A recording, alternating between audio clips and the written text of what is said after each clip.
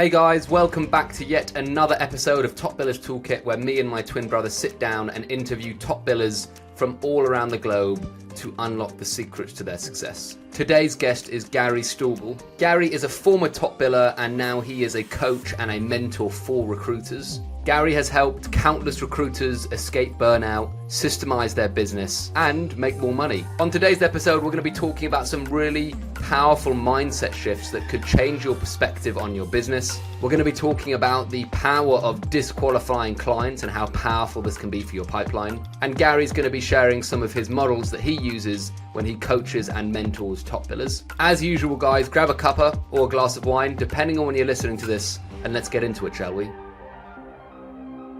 Gary, thank you so much for coming today, my friend. I'm really looking forward to this conversation. How you doing? I'm doing great. Happy to be here with you guys. Awesome. So you are actually a little bit of a different guest for us today, because normally we have, top billers, we have consultants who are or recruiters, should I say, in the trenches billing. Now, I know you used to be a top biller and a recruiter in your old life, but now you're a peak performance consultant. And I just found that really interesting. When I saw you, I was like, you know what? There's probably so many recruiters that could learn from you in terms of other people you've worked with, the strategies, the techniques, and the mindset that you've developed over many years. So I'm really looking forward to this.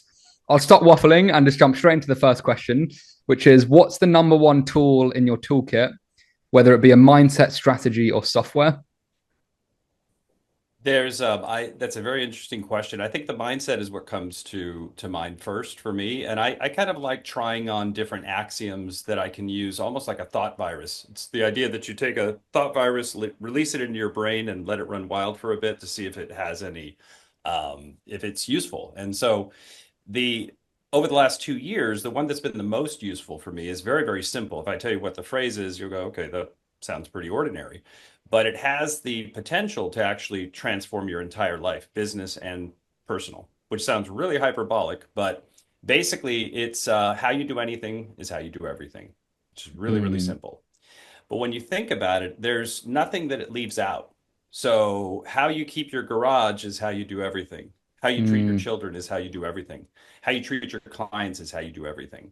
The integrity you have is how you do everything. So all the little choices, all the little areas where I might be out of alignment in my own, whether they're micro or macro or whatever, they all come into sharp focus. They all come into high resolution. And each part of my business is there excellence in each part of the business, or could it be tweaked? Could it be improved?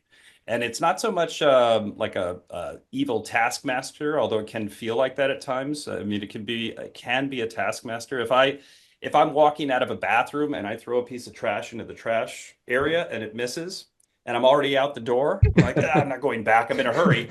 And then literally it goes, how you do anything is how you do everything. I'm like, oh shit. And I turn around and go back and I'll pick up the trash and put it in. I mean, it's like micro little decisions like that. It makes a massive difference. So when you look at each part of your search process and you say, how I market myself is how I do everything. How I talk to my clients and prospects is how I do everything. How I treat myself in relation to prospects and how I see myself is how I do everything.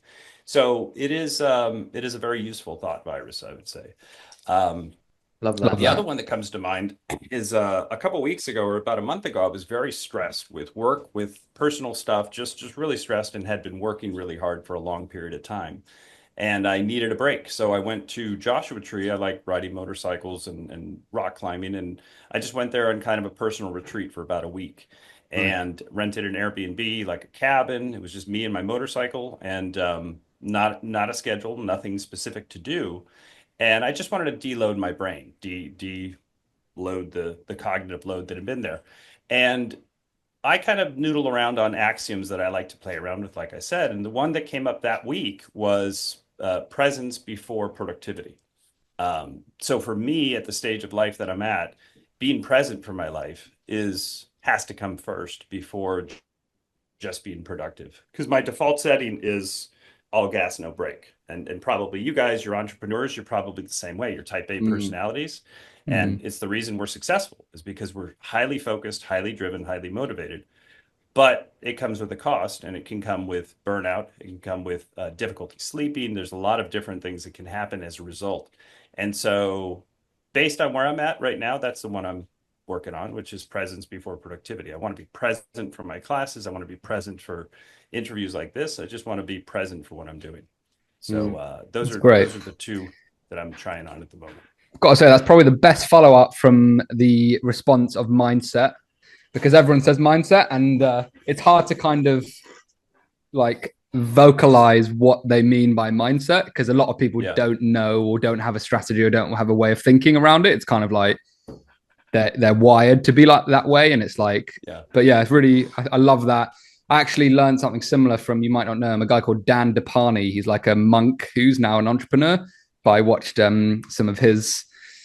It was really great, actually. I watched some of his. I think it was like a coaching course. I don't know what it was, but it was similar phrase, which is how you do one thing is how you do everything. And I actually adopted it for a while, and it helps so much. So it's really a great way to live by.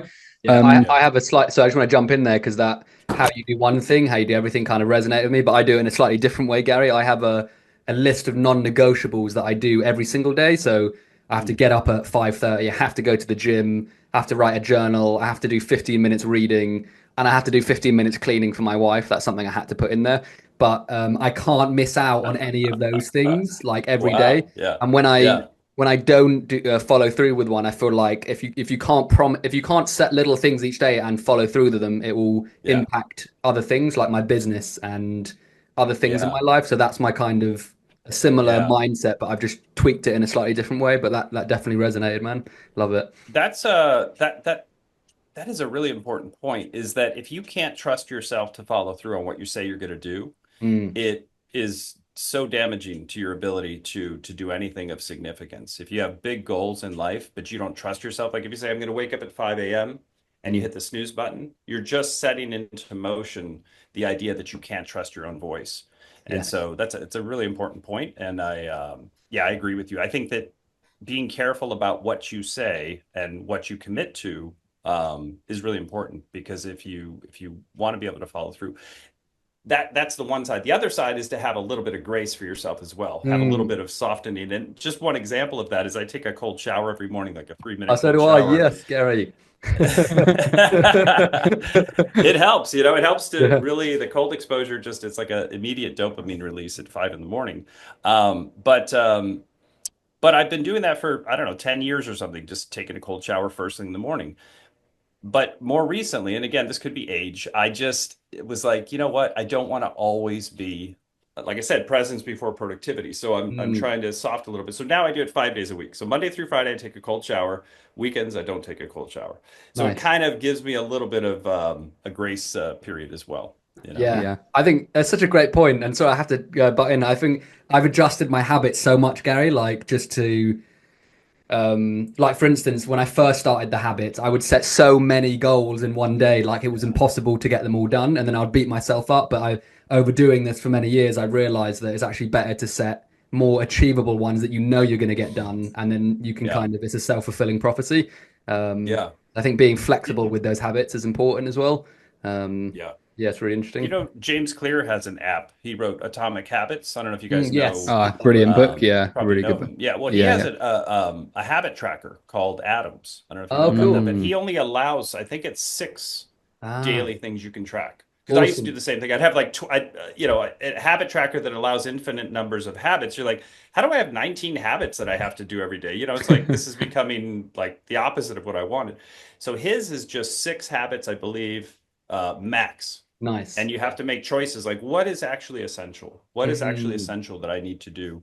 I find that very useful, is limiting, and we'll probably talk about that, is limiting your to-do list, shrinking your to-do list, shrinking the things that you're going to do, because it's actually much more effective, and you'll get more done, ironically. Yeah. Interesting. I'm going to try that app out. That sounds awesome. And that kind of brings us nicely onto the next question, which is, you used to be a recruiter, Gary. So this is interesting. You know firsthand the kind of issues and problems, day-to-day problems that recruiters go through, on a weekly basis. What were the biggest challenges that you faced when you were a recruiter that you now help clients with, do you think? I think I mentioned to you what I call the Rainmaker model, which was the model that I developed for myself. It's not that original. It's just a hybrid between the two. If you think about our business, there's three ways you could run it typically. One is to be a firm owner and to hire a bunch of people, typically full cycle recruiters or split desk, whatever the model is. But the idea is that you are building a company and you're going to build an org chart, and that's how you're going to um, uh, do it. The other way that is very popular is the Lone Ranger. So this is somebody with, a lot of freedom, typically works from home, can do whatever they want, but has no support system. I didn't want to do either one of those, but I wanted to keep it as simple and minimalist as possible. So my version is called the Rainmaker Model. And essentially what I looked at is, and what I suggest to my clients and the members of my programs is to really do an audit on a couple of different things. And the simplest way to think about this is to take a blank sheet of paper, draw a line down the middle, and on the top left, you're going to put things that I'm talented at, things that come naturally to me that are easy, and things that are highly leveraged, and things that I enjoy. So it's some version of that, but essentially it's what do I enjoy, what comes easy, and what's highly leveraged, what's highly profitable that I can do. And on the other side, we have the exact opposite. What does not come easy? What's not highly leveraged? And what do I dread? So it's really about what do I look forward to? What do I dread? And then what's highly leveraged? And so if you make a list of those two sides of the paper, you could just leave that paper by your desk for a week. Everything. I've got to find candidates for a new search. Which side of the page does that go on? I need to do marketing. Which side of the page does that go on? I need to take care of my social media. Which side does that go on? Every single task goes on the left or the right. And at the end of the week, essentially the left side ideally is your job description and the right side is somebody else's job description. And the translation of that for me was landing retainers, business development, marketing are the things that I'm good at and that come naturally. Closing deals is something that I'm good at and that comes naturally. Everything in between, though, I don't want to do. So I hated sourcing. I never enjoyed sourcing. I don't like looking for candidates from scratch. I like working with them once they're interested, but I wanted someone else to do the find out who's interested, find out who's available, and who fits the criteria. And then from there, I'll take it. So the translation for me really was looking at it as a conveyor belt. Let's say the search process I get a retainer on the front end and I close the deal on the back end. So if this is a conveyor belt, I'm on the front end and I'm on the back end, and everything in between is somebody else. So the translation is I get a new retainer in the door. You can think of it as a baton. I hand it to my lead researcher and I say, okay, you run with this until you get to the second interview. The second interview is the trigger for me to come back and do it.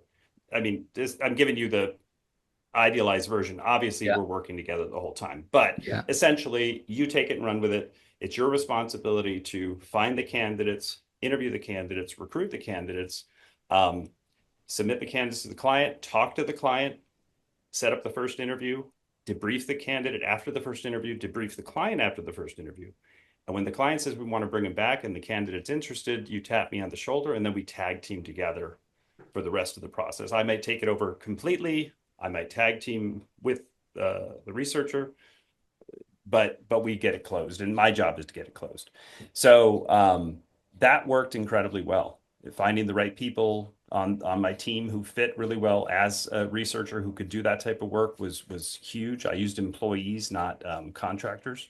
You can do it with you can do some of that with contractors, but it's like I said, it's just a hybrid model that gives you some of the benefits of a bigger firm, which is I can take a vacation. I've got some backup support. Many parts of the business operate without me being involved, so that's a plus.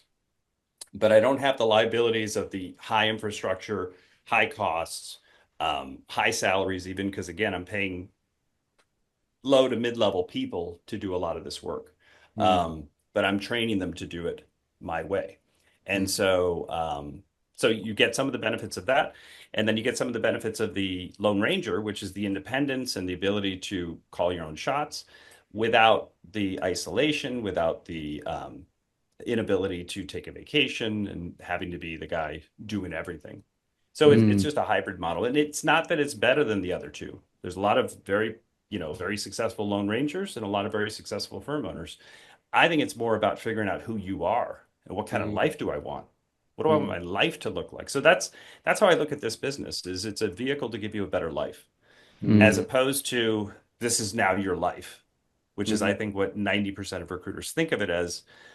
If you think I am my business, then your identity is in, there's no distance. What I want is, this is my business, this is me, and I can work on this. I can work on systems, I can improve it like a conveyor belt, like a manufacturing process. I can work on it at a distance, but I don't want to feel like this is my business, because I have no perspective, and it's like a fish in water trying to get perspective. So that's fascinating, really interesting. And I have to ask as well, Gary, what you probably vocalize some, if not maybe some of the main problems that a lot of recruiters go through, but what are some of the most potent pain points? When a potential client approaches you, what are they going through in their business at that point in time? What are the biggest problems that you see facing the market and recruiters at the moment? most of the people in my programs are contingency recruiters. We have some that are retained, but most are contingency. So the number one issue is unpredictability. It's the lack of predictability of cash flow. And that's what, there's a reason that people are stressed. There's a reason that I deal with people who are 7-figure producers who are completely stressed all the time about not having enough. Wow. Really? So, wow. Yeah, because if you have a great, if you have a great quarter, let's say you have your best quarter ever, there's nothing to say that the bottom's not going to fall out the next month. And it happens all the time. I have people that I interview for my programs, the top producers in the industry, and they'll come on and just say, yeah, I had my best quarter ever, and then I went into a 4-month slump, Wow. And these are the top people. So that lack of predictability is what really causes a lot of the problems. And it's a structural issue in the sense that the game we're playing is set up in a bad way in many ways. So the contingency game is, and I sometimes use different examples to try to illustrate this, but if you were trying to get, let's say you needed to have your lawn mowed weekly, right? And you were going to pay somebody to mow your lawn. If you rounded up a bunch of teenage boys in your neighborhood, and let's say you round up 4 boys in your neighborhood and you say, listen, I'm going to try you guys out. One of you is going to get the contract to be able to work and do my lawn every week. But the way we're going to do this is I want you each to mow it once, and it's going to be free. Just mow the lawn for free, clean up, rake, blow the leaves, do all of that stuff. No guarantee of payment. And then at the end, I'll pick one of you. The question is, how many teenage boys would say yes to that offer? And my guess is very few. And so if teenage boys won't accept a contingency offer to mow your lawn, we probably have to rethink the game we're playing. The game we're playing is being seen as a commodity, being treated like a pest, and not having standards or boundaries. So there's, what I see is at the top of the game, go to the top of my screen here, at the very top, the 5% who are really producing the high numbers that we all hear about that are aspirational, like 7 figures or above 500K, that is a tiny fraction of recruiters. The rest of recruiters are somewhere in the middle, usually, or somewhere on the lower end, and they're struggling mightily because of the lack, in a way, because of the way the game is structured and how difficult it is to win that game. And so you have to have a contrarian approach if you want to have a sane life. And that's the question. So one option is, my business is my life, and I can't separate myself from it. So I'm working at midnight, and I'm working on Sunday, and I'm stressed out all weekend. Or I need a new plan. This is not, I don't want to do this for the next 30 years. This has to change. I need a new structure. So for me, that was getting into retained search, installing a lot of firewalls. If I didn't have a retainer, I need interview times in advance. I call those firewalls. Those are things to stop the spread of somebody wasting your time, like a client who gives you a search assignment and then ghosts you, and you've spent 40 hours on their search. It's really interesting. It kind of goes back to my think. I definitely agree with you, Gary. And generally, I think a retained model is the way to go. But we've also interviewed a lot of successful contingent recruiters. As you say, you've got successful contingent recruiters in your program as well. So I feel like there's also another piece missing. It's not maybe just the model, but there's something else missing in maybe the habits, or, like, for example, this is just one example from many. When I speak to a lot of recruiters, I feel like they're just not putting a lot of effort into business development.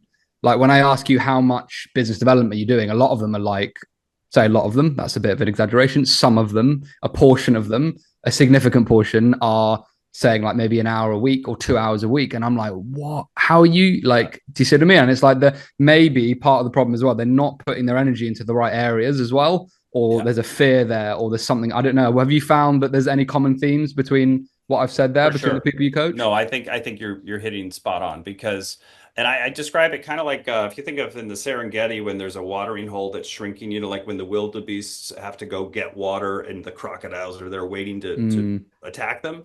It's kind of like a watering hole, and the recruiters are the crocodiles, and they're waiting for something to come in, but that watering hole keeps shrinking, and the watering hole is essentially their client list. So I've got 10 clients right now, but oops, I just lost one. Oh, lost another one. So it's shrinking and shrinking. And the worst part is that if you don't have standards for what you will work on, you end up working on the garbage stuff that yeah. happens to be in the floating things or whatever that are Mm, in there. And mm, it's sort of it's a problem I haven't solved in terms of being able to communicate to people that you're doing something by working on the garbage job orders you have, as opposed to as a way to delay or procrastinate having to do the hard work that you're talking about, which is going out and finding A-level clients. mm, Um, there's a disconnect because it's kind of like they don't want to do the marketing work because it's hard and maybe it's boring or it's difficult. So it feels better to be busy working on my garbage job orders. mm. And it's like you need some type of an aha moment, the light needs to shine and go, Yes. this can't happen anymore. I can't do this anymore. Mm, And that's what it was for me. I just became allergic to people wasting my time. mm, Mm, And once you become allergic to people wasting your time, you go, okay, something has to change. mm. And that could be you get into retained search. It doesn't have to be. Like you said, there's many, the biggest producing recruiters that I know of are contingency. So mm. if you just want to use that as your metric, like dollars, um, there's good reason to stay contingency. But if you listen to the top recruiters in the industry, they don't sound like your average recruiters at all. I don't want to say they're rude, but they're just like, this is how we work. This is what Yeah. we need. 100%, That's yeah. not going to work. Sorry, Yeah. can't do that. If you want me to put you at the top of my list, I'm going to need these things. Uh, Yeah, it's interesting because that actually brings me to another podcast guest we had, Mike Anderson.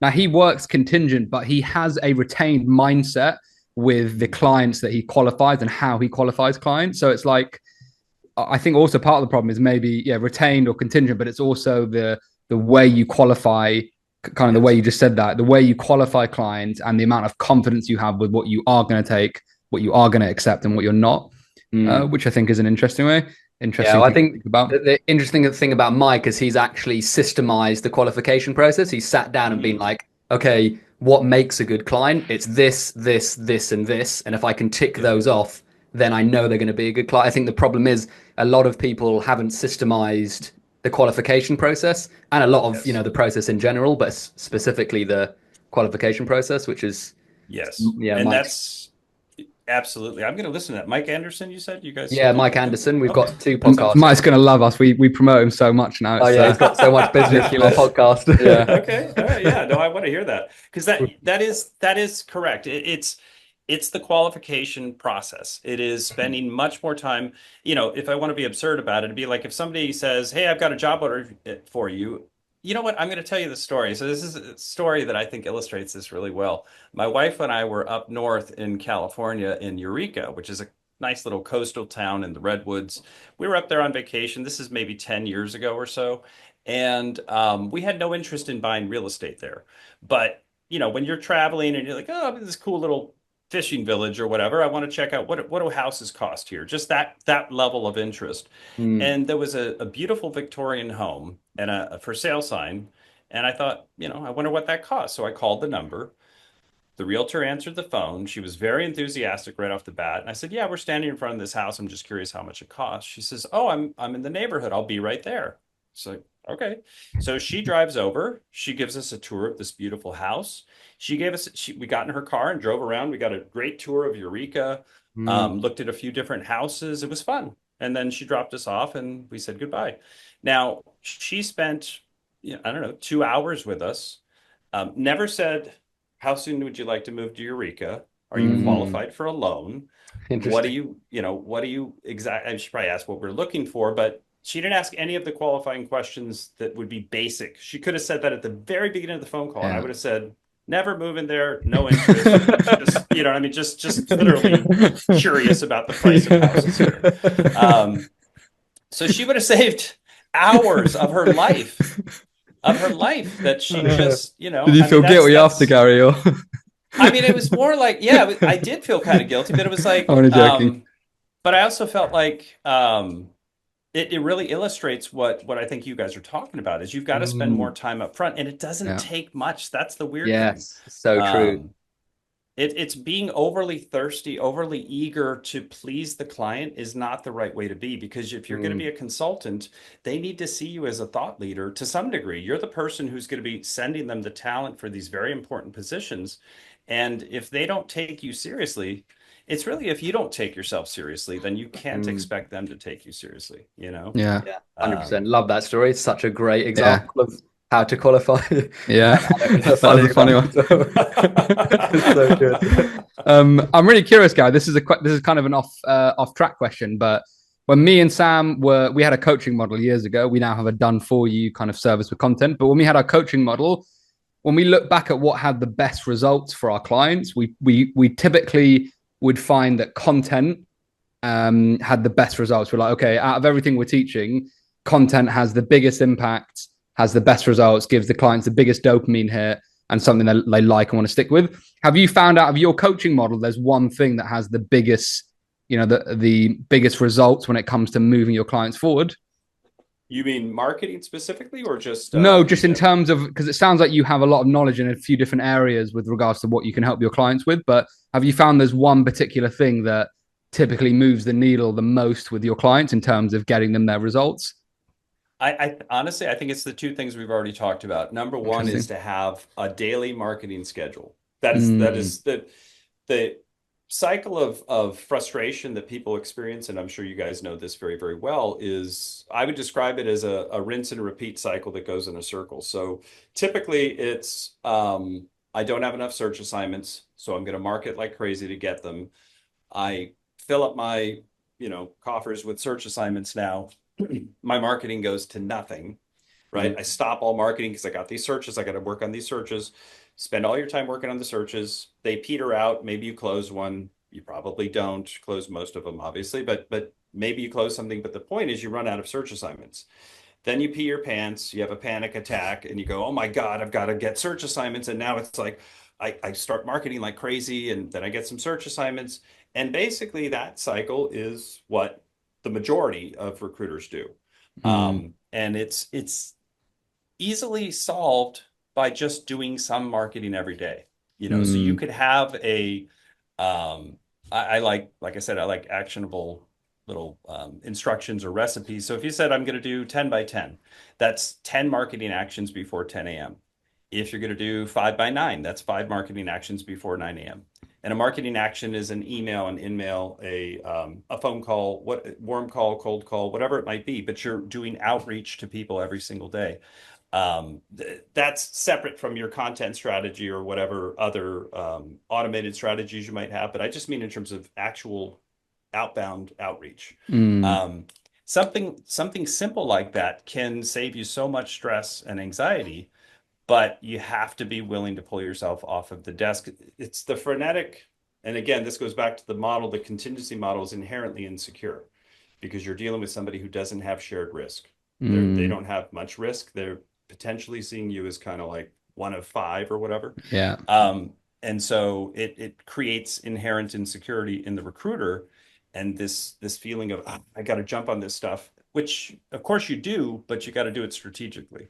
And that's so I would say that's that. And the other thing is the selection process, the ability to select. I call it the firewall method, which is being able to install firewalls in that qualification process to make sure you don't spend time.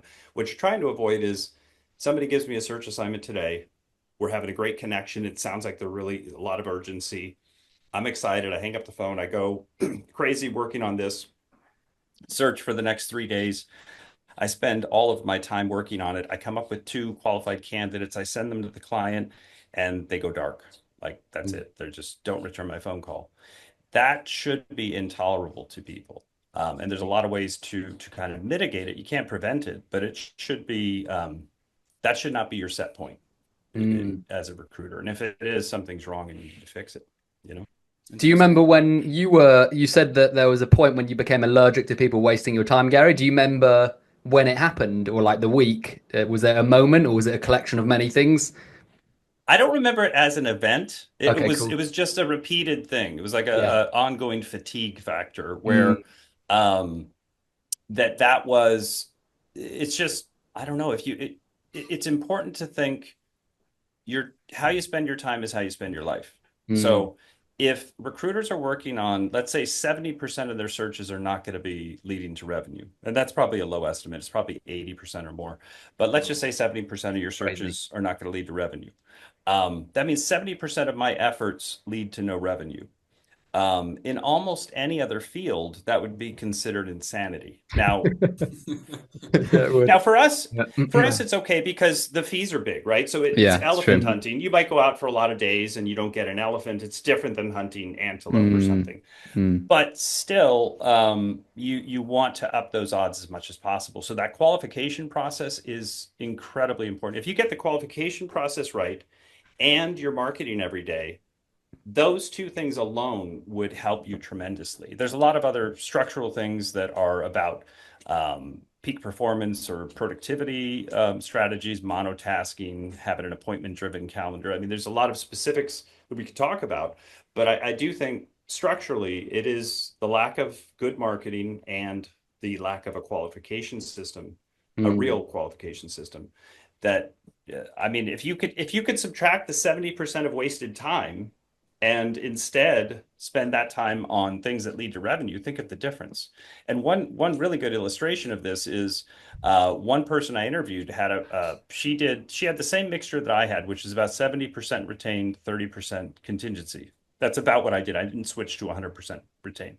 Mm. Um, and I said to her, I was interviewing her for my program, and I said, what's your criteria then? If you pitch a retainer and somebody says no, and now you're going to fall back to a contingency, what's your criteria for whether or not you work with them on contingency? And she said, they have to give me interview times in advance. Mm. And I said, okay, well, what if they don't give you interview times in advance? She said, I don't work with them. I said, so Mm. if it's a great search, great company, big fee, they won't give you interview times in advance and they won't give you a retainer, you say no to it? And she said, yes. Now she was this is years ago. She was a seven-figure producer, solo, like crazy productive person. But think about interesting. that. So if 70% of your work leads to nothing, and then we've got her, 70% she gets paid up front, and the other 30%, they carve out time on their calendar before she lifts a finger. They carve Mm. out time on their calendar to interview the candidates that she hasn't found yet. Like that's a level of it's time and money, right? What do people Mm, care about? Time and money. So she got either money with the deposit or the retainer, and then she got time with their interview times in advance. That's much more strategic than the realtor in Eureka who just drives people around without any criteria. oh, I feel sorry for her Sorry, now. guys, I got a Hope she's spider. doing all right. I got a spider in my thing here. Sorry, No buddy. worries, mate. Good. All right. Um, I love that though, because I feel like, asking people to try and get people to invest money up front, that's quite a big gap, I think, in terms of skill level and confidence. But getting people to Yes. invest time, I feel like that's a much softer approach that I feel like makes perfect sense. And it's like if they're not willing to invest time up front, that should be quite an easy disqualification for people. It's like, okay, well, I'm doing your work for free and you're not willing to invest time to interview the people that I'm handing you. Like that for Yeah. me would be an easy disqualification process, or at least Yeah. like, do you know what I mean? It's like it doesn't require Yeah. much change other than making a decision. So Yeah. I really like that. And the thing is, it's in their interest to do this, and you have to show them why. So if I asked you, if you were Ben, if you're a recruiter, and I say to you, if you're going to work with somebody, and I'm your client, and today I give you a search assignment, and you get 3 hours of interview times from me, 5 days from today or a week from today, whatever you think you need. How motivated are you when you hang up to go find those candidates that I've already carved out on you've got open slots on there, right? Your motivation level goes through the roof to perform for them Yeah, when you have that yeah, equal it's a really good point. participation. from them. And so that's just tell the client, tell the truth. My team focuses on the clients who give us interview times in advance. We'll work on the other stuff afterwards, but we prioritize people who take this seriously. And so there's no cost, but we do Yeah. request interview times in advance. So you really have to paint the picture, and you don't want to say things that are not true. But if you know in advance that, because I hear this stuff on coaching calls all the time, like, I would be so excited if they would just give me, if they would just return our calls. I know I could fill this for them. That's what I hear. And I always say to them, do you say that to the client? And they go, not exactly. I'm like, why not? Just tell them, hey, my motivation for you when you're keeping us at arm's length, and this is what I'm getting back from you, my motivation goes like this to perform for you. You can say it however you want, but there are, we were talking, I think, messaging about flow theory, and there are what are called flow triggers, which are basically things that generate dopamine that give us a boost in motivation and a boost in concentration and focus. And one of those is equal participation, and the other one is immediate feedback. So if I'm getting immediate feedback from a client, the other way, as an example, let's say you have a candidate who interviews today, and you hear back from the client, two different scenarios. First one, you get an email, very short, not much detail, just not a fit, send more resumes. Okay. So, okay, I thought that guy was great. The other one, this guy was great.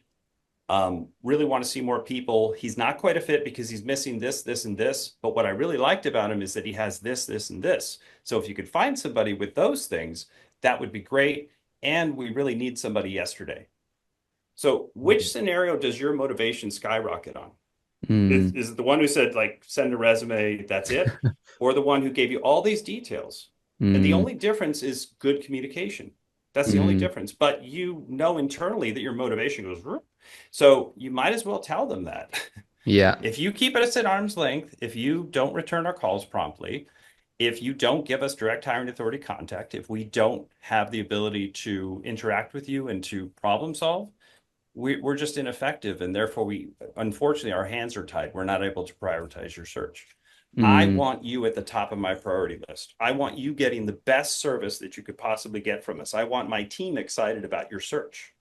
And in order to do that, we just need a couple of basic things that I would call common courtesy. Open communication, return call within 24 hours, you can go through the list. But that's kind of the reset of that mindset. When I talked about trying to get a teenager to mow your lawn, and that would be difficult on contingency, I do think that recruiters need to reset the way they think about what they're doing and the game that they're playing, and decide, do I like these rules of this game? And if not, I'm going to change them. When I switched to retained search, I was doing law firm administration was my niche, like department heads in law firms. Nobody did retained search in law firms. And still to this day, very few people do. Some do, but almost nobody. So if I just listened to people who said, well, you can't do that for a law firm, they're not going to work with you on a retainer, that would have never happened. So you have to ask better questions and think about the game you're playing and the game you want to play. I love that. I just want to go back to the daily BD as well, because from my experience, and I'm sure from a lot of other recruiters I've heard, the better your pipeline, that's an automatic confidence boost when you're going to negotiations. I feel like it's like when you're going into a sales call or negotiation or anything with a pipeline behind you, you're like, oh, cool, I can kind of say what I want now, and it doesn't really matter, or it does matter, but I can risk this because I've got other stuff. So I still feel like a lot of it, the core, it stems from that pipeline, and I feel like it has a knock-on effect on everything that you do and how you hold yourself. But I'm also really curious because it sounds like even the people that you're speaking to as well, Gary, that there's a lot of pushback. It's like you said, it's difficult, it's hard, it's painful. But recruiters are used to feeling pain. They're in one of the most unpredictable industries, and they probably have a roller coaster of emotions every week. Why is this particular task so difficult for recruiters, do you think? I've always been baffled by that. Marketing, you mean? Yeah, just like exactly marketing or BD or anything related to getting new jobs. And why is it such a gap at the moment for so many recruiters? Yeah, I think it's partly the urgency versus importance question. So most of the things that matter in life are important but not urgent. So getting a college Yeah. degree is important, but it's not urgent. Mm, Having the physique you want is important, but it's not really urgent unless you have a medical mm, condition.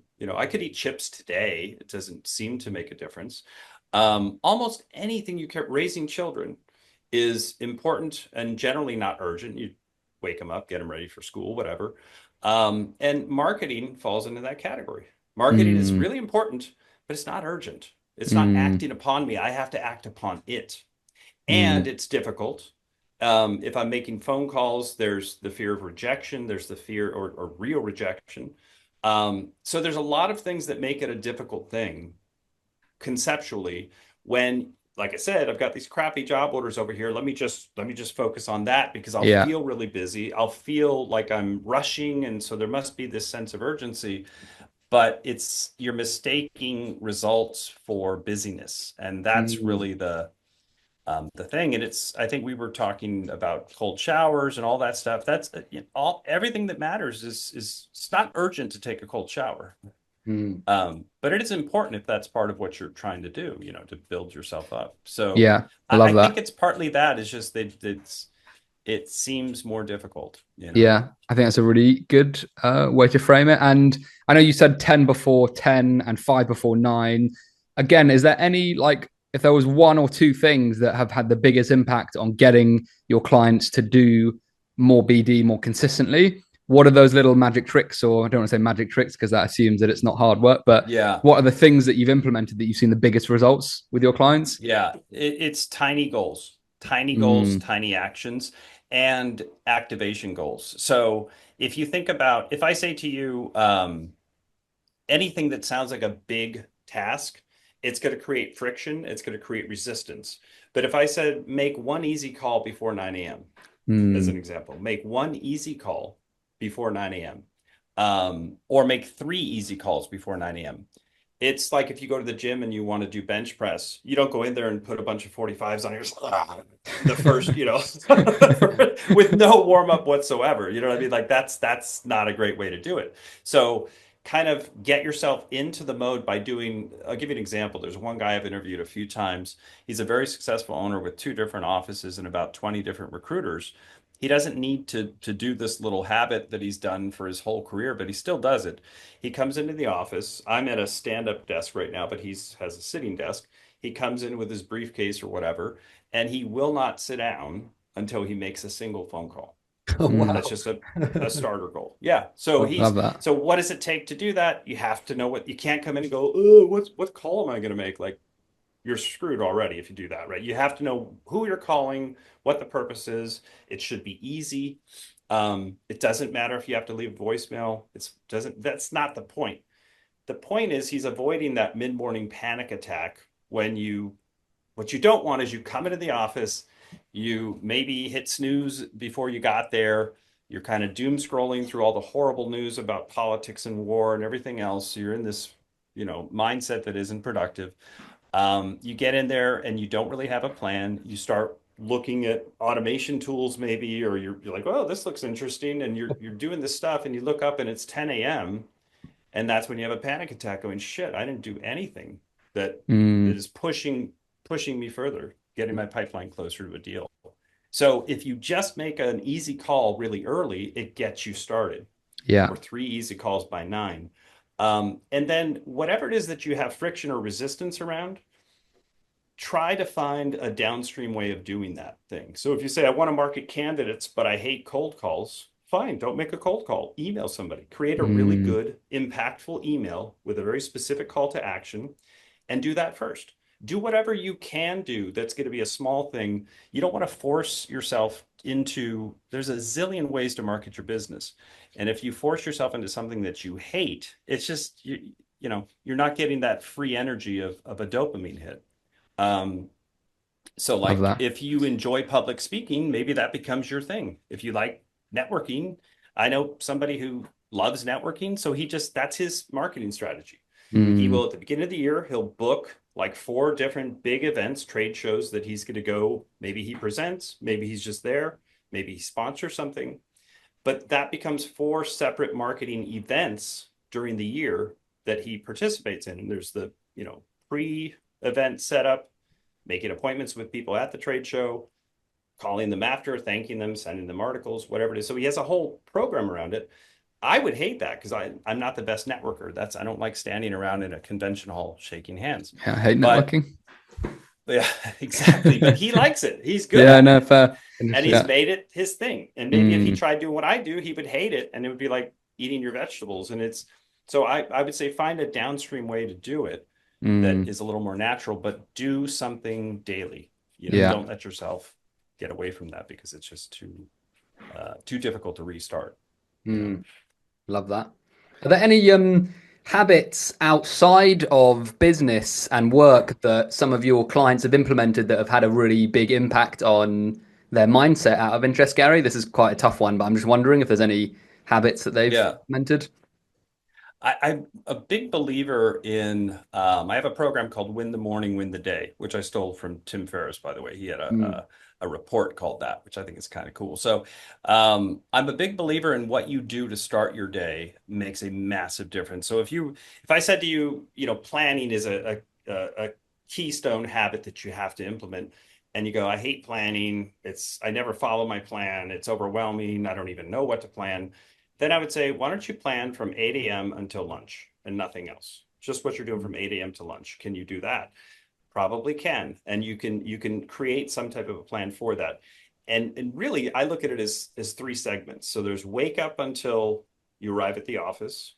Then there's arrive at the office until lunch. And then there's your 4 p.m. power down.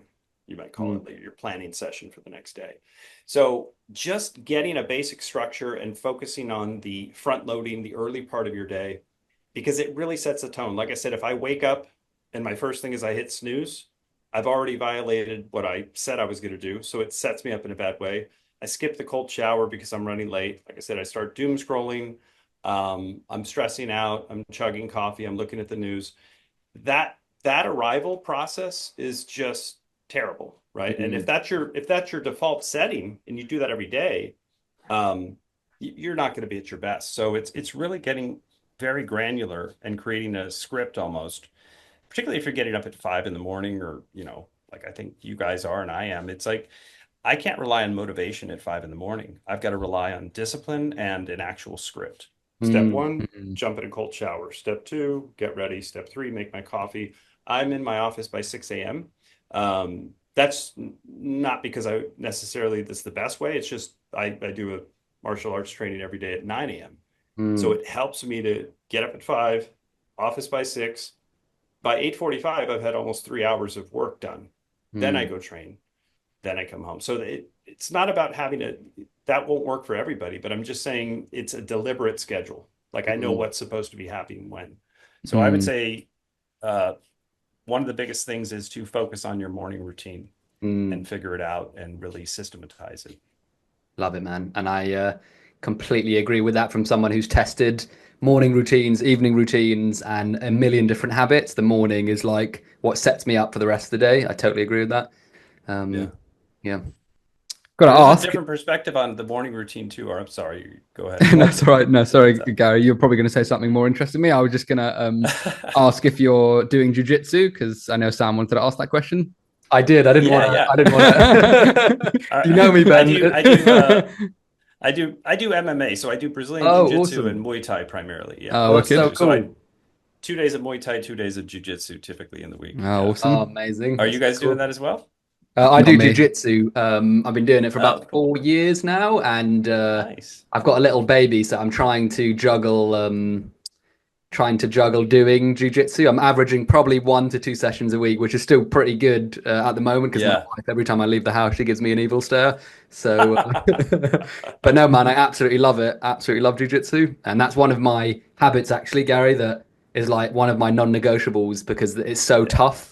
Jiu-jitsu, and it really does toughen your mindset. Like when you come out of a sweaty session where you've been beaten up by a man like 3 times your size, it really makes the rest of the day quite easy. Do you know what I mean? Yeah, it's true. It's true.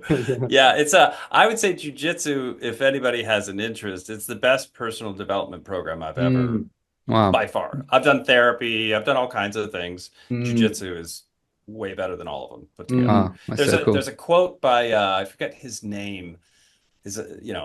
one of the Brazilians, but he said your insecurities, your fears, your trauma, your weakness, jujitsu will reach inside your heart and rip them out. Wow. You know, and it's kind of like that's kind of like what I think of it as. Yeah, And it's hard. It's very hard, you know. Yes. So voluntary hardship is I guess that's voluntary. I've been circling around that, and I think you guys are on the same page, but voluntary hardship, it's like the only way to prepare for involuntary hardship is to practice voluntary hardship. Yes. I so agree with that, man. You acclimatize yourself to struggle. You acclimatize yourself to frustration, to losing, to not winning all the time, but still showing up.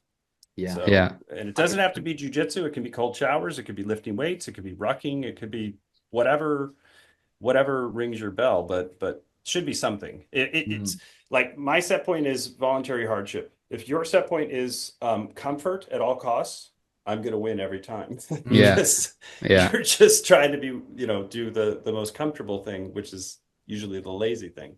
So, you know. Love that, man. Love that. Voluntary hardship. I haven't heard it described in that way, but so I love that, man. It's really cool. Gary, I have to apologize because I think we've completely gone off track with like 90% of the questions that we had planned. Okay. But I feel like it's been a great podcast regardless, because I feel like we had a really naturally flowing conversation, and you've provided some super valuable insights into what you do. And thank you so much for joining us today, my friend. Really appreciate it. You bet. Hey guys, thanks for tuning in to this episode. If you enjoyed it, please don't forget to subscribe on YouTube and Spotify. Tune in for another episode next week, and we look forward to seeing you again very soon. Peace and love.